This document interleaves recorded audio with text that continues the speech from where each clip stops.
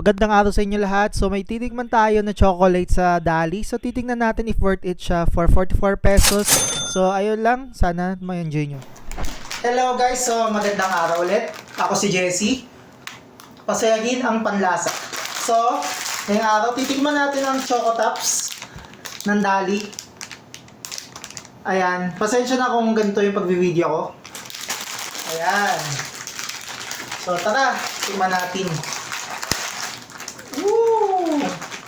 Okay. So, yan. Gusto kong pakita muna sa inyo. And also, as usual, ano siya ng Dali? Supplier. So, tikman na natin. Bago pa natikman, 34 pieces para to, 153 grams. And, pag tingin natin, papatingin yung sa mother ko. Nandiyan naman siya sa likod. Shoutout sa kanya.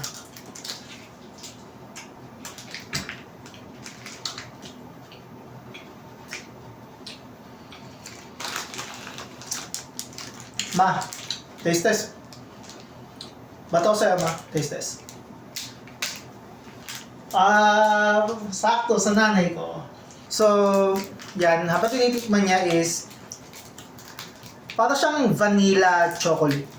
Yun yung lasa niya. Di ko siya konsonada pero ang sarap. Di ko siya konsonada guys ha. So, ba't ko sinabi hindi ko konsonada masarap? For example, avocado. Hindi siya hiyang para sa akin, pero masarap yung avocado, di ba?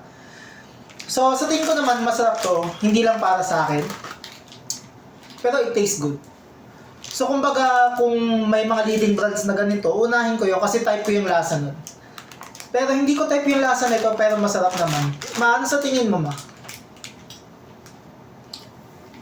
Wala, hindi masyado matamis. Hindi siya masyadong matamis pero lasa mo yung vanilla.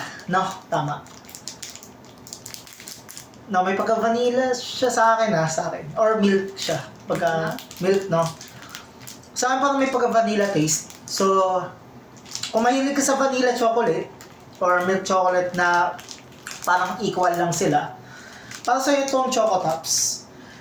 And masarap siya, reason being is, parang hindi siya sobrang tamis, parang pantay lang yung lasa niya. So, ayun guys. So, maraming salamat sa panonood at ulit, pasayahin ang panglasa. Ako nga pala si Jessie. Paalam.